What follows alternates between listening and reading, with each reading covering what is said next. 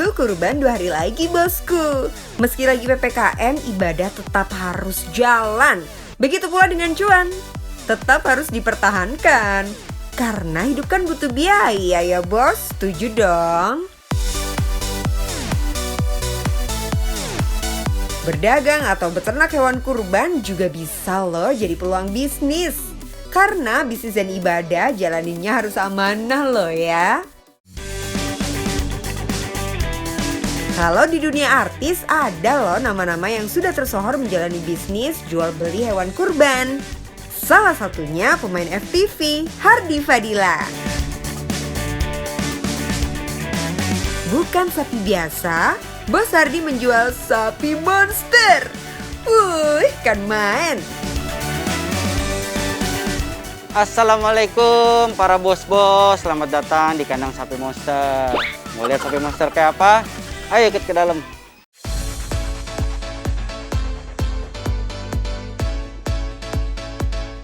Ini sapi-sapinya, kebetulan ada sapi yang lagi kita mandikan di sore ini.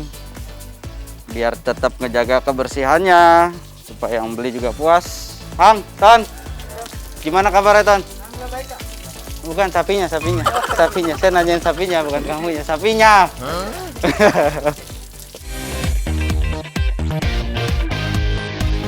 Lawak juga Abang Hardy. Anyway bos, kenapa sih dikasih nama sapi monster? Ya karena ukurannya yang jumbo-jumbo bingo. Tapi jadi wondering gak sih bos? Apakah bisnis ini memang musiman atau sebenarnya bisa aja dijalani sepanjang tahun? Gimana sih kalau dari kacamata pelaku bisnisnya? Bang Hardy jelasin dong. Bisa berjalan sepanjang tahun karena kebutuhan masyarakatnya banyak makan daging. Nanti sapi-sapinya itu masuk penjagalan, kita jualnya sistemnya jual daging, jual karkas gitu. Nah, kalau Bang Hardy memilih menjalani bisnis ini pas kurban aja, ini nih alasannya. Tapi kalau saya lebih ngejar ke momentum kurban gitu. Kenapa saya melakukan itu? Karena untuk di waktu kerjanya tidak terlalu banyak dibandingkan harus setiap hari kita melakukan pemotongan. Bos, kita pasti tahu lah ya kalau dasar dari berbisnis ini harus suka dulu. Suka produknya, suka kegiatannya, dan suka sama yang jualnya. Yang terakhir, bercanda ya. Nah, kalau sudah suka, cuan biasanya datang mengikuti. Intinya kita sayang sama sapinya, kita rawat sapinya. Intinya sapinya butuh, untuk hidup dia butuh apa? Butuh makan, butuh sehat, ya itu yang kita selalu jaga gitu. Kalau dia drop dikit, kita kasih asupan vitamin. Terus kalau makannya agak-agak kurang, kita bujuk-bujuk bagaimana caranya supaya dia mau makan, gitu lah. Nah lo, sapi aja disayang, apalagi kamu. Idih. Anyway bos, bisnis sapi kurban yang dijalani Hardy Fadila ini udah memasuki tahun ke-11. Naik turun dalam berbisnis itu biasalah. Tapi kuncinya harus tetap eksis dan bertahan ya. Ini cara yang dijalani Bang Hardy. Bagaimana caranya kita tetap bertahan ya? Simple sih, kalau hitungan saya kuantitinya yang dikurangin. Intinya nama kita tetap harus ada, penjualan kita tetap harus ada, dan operasional semua ketutup, keuntungan ada, ya tetap aja dijalani. Nggak bisa dipungkiri ya bos, pandemi ini emang ngaruh banget pada segala faktor kehidupan. Nah, sebagai public figure, apakah nama besar menentukan laris enggaknya dagangan sih bos? Oh, kalau ada keuntungannya begini, keuntungannya banyak yang kenal, jadi banyak orang dekat yang bisa ditawarkan, intinya begitu sih. Tuh, berdagang nggak bisa cuma jual nama besar dan modal terkenal doang, karena kualitas tetap berbicara. Makanya sapi-sapi di sini dijaga bener. Mulai dari makanannya, vitamin, snacknya hingga kesehatannya. Kualitas udah oke, pelayanan juga harus oke. Kalau bisa semuanya akurat ya bos, biar sama-sama enak gitu. That's why di sini kalau mau beli sapi ditimbang dulu baru bayar. Kenapa sih bang harus ditimbang dulu?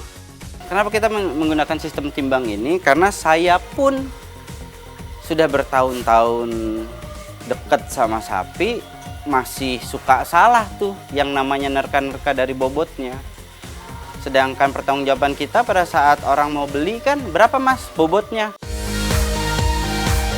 Soal pemasaran nih, sampai saat ini Bang Hardi belum pernah menggunakan iklan berbayar dalam bentuk apapun. Marketingnya kita bisa bilang lewat media sosial, terus dengan bantuan teman-teman yang beli di sini juga, tapi ikut bantu mempromosikan juga gitu ya. Paling marketingnya dari mulut ke mulut sih. Next, yang paling bosku tunggu nih adalah soal omset pada bisnis musiman. Ngaku-ngaku.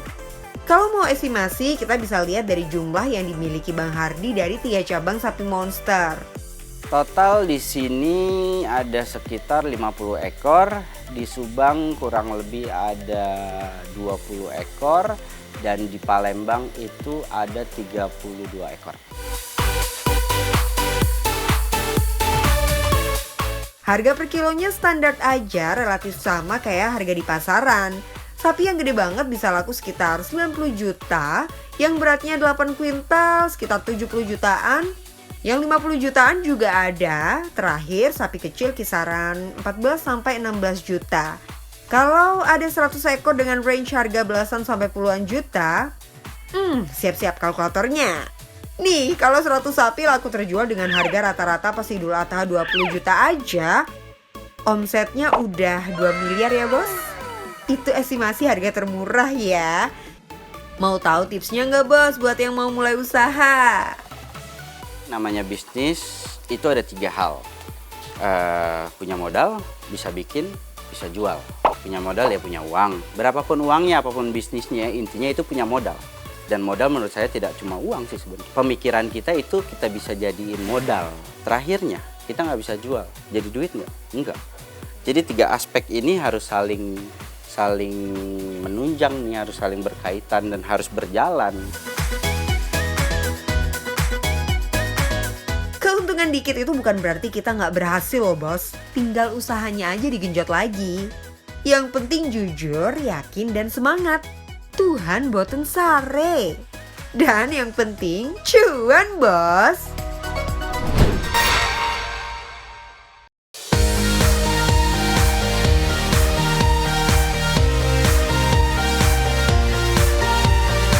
Tahun baru semangat juga harus baru ya. Tinggalin deh tuh toksik-toksik yang bisa bikin kalian jadi negatif.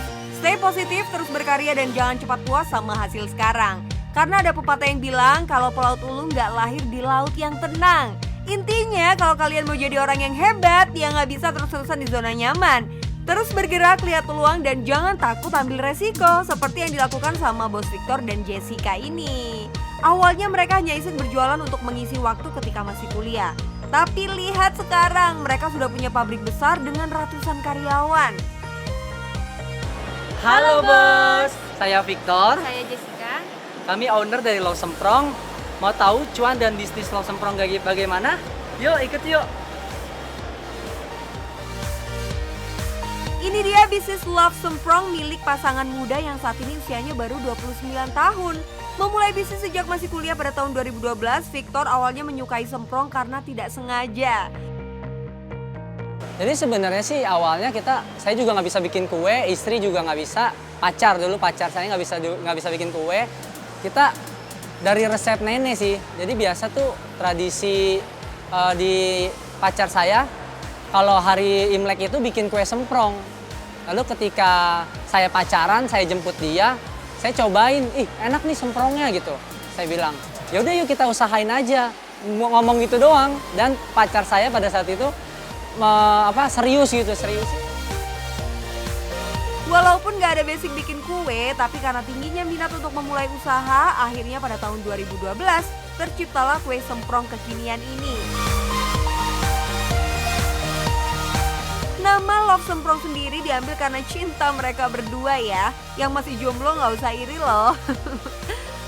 Berbekalkan resep dari nenek dan uang Rp500.000 hasil dari komisi ia bekerja, akhirnya mereka berhasil membeli mesin dan juga bahan-bahan kue semprong. Tapi yang namanya usaha nggak langsung manis ya, pasti ada trial and error untuk mendapatkan kualitas produk yang siap jual dan berkualitas. Menurut saya kalau misalkan sebuah bisnis, sebuah produk itu, apapun itu bisa sukses. Tergantung kita ngelolanya gimana gitu. Jadi kalau saya pikir-pikir pada saat itu, kalau kue semprong ya dari zaman kapan juga, dan nenek kita juga udah ada gitu ya. Apa sih yang bikin kita orang mau beli kita ya, harus ada perbedaan. Disitulah kita coba-coba pikir apa yang membedakan. Dan pada saat itu kita udah riset, di Indonesia tuh belum ada yang namanya semprong isi-isian. Diferensiasi produk emang penting dalam berbisnis. Memiliki perbedaan dengan produk di pasaran akan menjadikan produk kalian memiliki keunggulan dibanding produk lainnya. Apalagi dibuat dengan kualitas yang baik, dengan rasa dan tampilan yang menarik. Duh, dijamin usaha kalian pasti bakal laris manis. Nah, ini dia bos, pabrik tempat pembuatan semprong kita. Setiap harinya kita bisa produksi ratusan hingga ribuan toples semprong. Mau lihat gimana prosesnya? Yuk kita cek. Untuk membuat kue semprong, bahan yang harus disiapkan adalah santan kelapa, tepung terigu, sagu, telur, dan gula pasir. Semua adonan dimix menggunakan mesin sampai tercampur rata. Dalam sehari, couple-planner ini bisa menghasilkan hingga ratusan kilo adonan loh. Nggak heran kalau target harian mereka di angka 4.000 toples. Tapi ini semua masih proses ya, doain aja supaya cepat tercapai. Amin. Intinya sih jangan malu untuk bermimpi. Seperti pasangan ini bos, bermodalkan Rp500.000 tapi karena kegigihan dan keterampilan mereka dalam memajukan bisnisnya, sekarang omsetnya sudah mencapai ratusan juta rupiah. Kalau kita hitung-hitung nih bos, dalam sehari misalkan mereka bisa menjual 1.000 toples semprong, kita ambil dari harga termurahnya ya, Rp32.000 untuk yang rasa original. Berarti omset harian mereka ada di angka Rp32 juta. Kalau dikalikan sebulan, kalian hitung sendiri deh cuannya ya. Tapi Kak mau tahu dong kalau bisnis bareng sama pasangan itu enak gak sih? Terus pernah gak kepikiran kalau putus gimana? Jadi kepo nih. Jadi ya itu juga banyak yang nanyain juga. Nanti kalau putus gimana gitu ya. Saya ledekin aja, ya udah kalau punya 10 panggangan, 5 panggangan dia, 5 panggangan saya gitu kan. Kalau punya karyawan 10 ya bagi 2 gitu. Saya ngeledekinnya gitu. Gimana kan kalau putus pun ya udah kita bisa tetap join sebagai partner bisnis kan. Meskipun mungkin udah nggak partner hidup, tapi bisa partner bisnis. Bener banget tuh, yang namanya hubungan emang harus serius. Gak cuma dalam hubungan asmara, bisnis juga ternyata bisa loh bikin kita makin erat sama pasangan. Gak mungkin dong kalau bikin usaha langsung besar, pasti ada yang namanya proses. Itu tuh dulu awal-awal tuh saya sama istri, sama pacar dulu sambil kuliah kita bagiin brosur ke seluruh Jakarta. Jadi brosur nih masih fotokopian, belum ada berwarna, fotokopian. Kita tambahin tester, pakai plastik klip, kita staples, kita bagiin ke kantor-kantor di Jakarta. Jadi kayak kantor istri saya berani tuh, pacar saya itu, dia masuk ke door to door, cobain ya Bu, kalau ada yang mau beli bisa WA ke sini gitu, door to door ke Jakarta, Kelapa Gading, ke daerah Cideng tuh, yang Tomang situ tuh banyak bank-bank, kita bagiin door to door. Dulu kita pernah kehilangan uang 4 juta di Kopaja. Itu istri saya dulu pas kuliah kan kalau saya lagi nggak bisa jemput naik Kopaja. Itu tuh uang buat beli toples itu hilang di Kopaja. Nggak tahu kenapa, entah dihipnotis atau apa gitu. Pada lagi saat mau hari raya, justru malah hilang uang 4 juta itu. Pada saat itu padahal 4 juta itu lumayan banget. Buat beli toples tuh bisa berapa lusin. Handphone kita juga pernah diambil karyawan. 4 handphone, lagi rame-rame juga diambil karyawan, dan ya bingung tuh, orang lagi pesan di handphonenya hilang. Seperti itu sih. Bisnis yang besar dimulai dari usaha dan kerja keras pemiliknya. Setiap usaha kalau dilakukan dengan sungguh-sungguh pasti bakalan ada hasilnya. Jadi gimana bos? Tertarik sama bisnis love semprong? Atau mau bisnis yang lainnya? Gak masalah kok, yang penting cuan bos.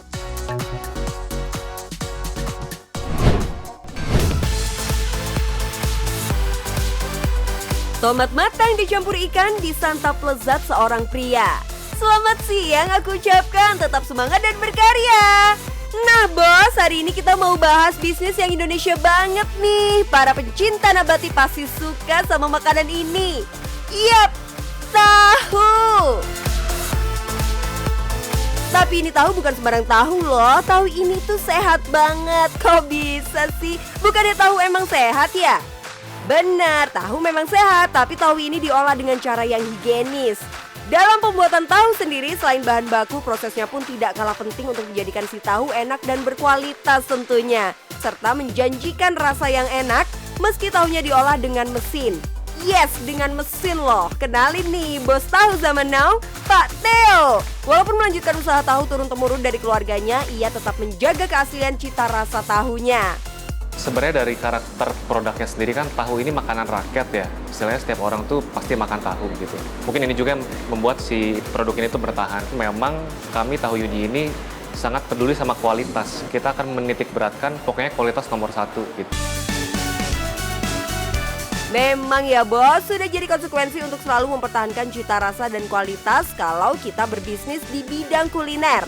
Apalagi bisnisnya bisnis turun-temurun, prinsip nenek moyang harus wajib dipegang teguh. Jadi kami itu berprinsip untuk memproduksi tahu sehat, tahu yang sehat dan segar setiap hari gitu. Jadi kita nggak pernah pakai bahan pengawet ataupun pewarna pun kita benar-benar dari kunyit yang digiling gitu.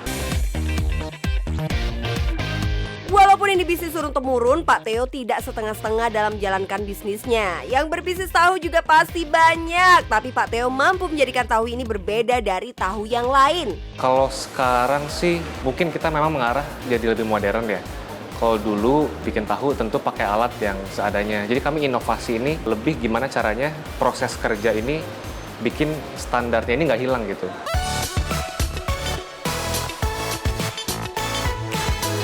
Siapa yang pernah makan tahu tapi tahunya asem? Udah lapar dapat tahunya yang asem lagi, bikin sedih aja sih. Nah, disinilah salah satu perbedaan tahu Bos Theo dari tahu lainnya. Pak Theo berani menjamin tahunya tidak asem, enak, sehat, dan tanpa bahan pengawet. Kita berinovasi di proses kerjanya, mulai dari SOP sampai peralatan yang dipakai, itu sebisa mungkin mempertahankan cita rasa yang tradisional walaupun dengan teknologi yang modern.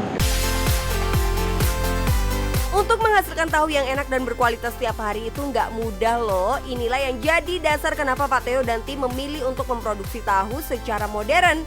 Mulai dari memilih kedelai yang unggul, kemudian kedelai tersebut diproses dengan mesin mulai dari mencuci, rendam, ekstraksi, koagulasi, dan pencetakan. Kalau kita pakai mesin, memang sih banyak yang berpikir, ntar beda nggak sama tahu yang dulu gitu kan. Malah mesin ini membantu kita tahu yang lama itu nggak berubah gitu. Karena kan kalau tahu ini kan sebenarnya industri yang padat karya ya, sangat bergantung sama skill atau keahlian si yang membuatnya gitu. Selain inovasi di proses pembuatannya untuk bertahan di industri ini, Pak Theo pun berinovasi di produk-produk yang dihasilkannya. Di kedai Yuni kita ada bikin tahu walik, ada tahu isi juga, produk-produk frozen. Dan kita pun sekarang ada susu kedelai, ada tempe juga gitu ya.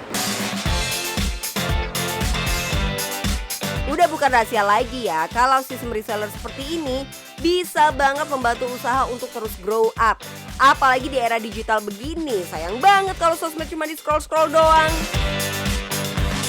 Jualan offline iya, jualan online oke. Sistem reseller juga bisa dan didukung pengiriman 1 hari sampai.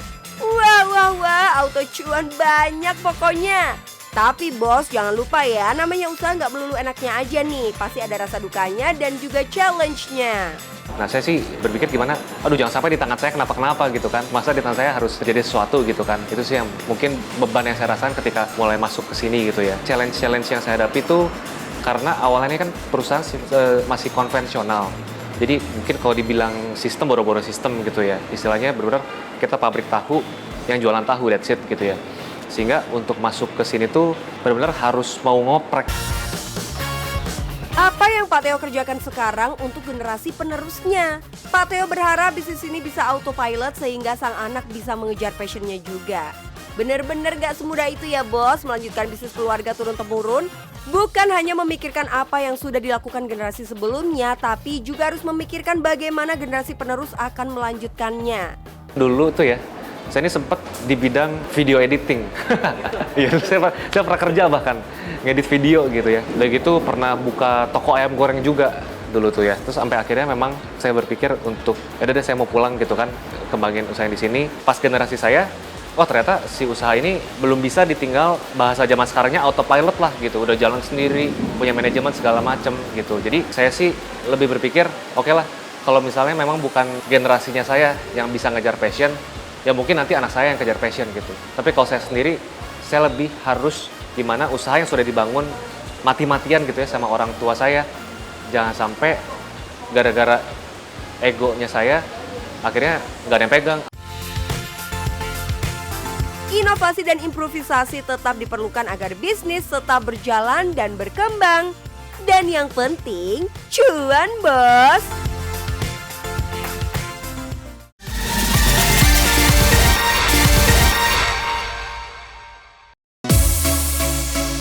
Seru kan bos belajar dari pengusaha-pengusaha hari ini? Buat pecinta sport yang udah menanti-nantikan event MotoGP, catat tanggal mainnya ya.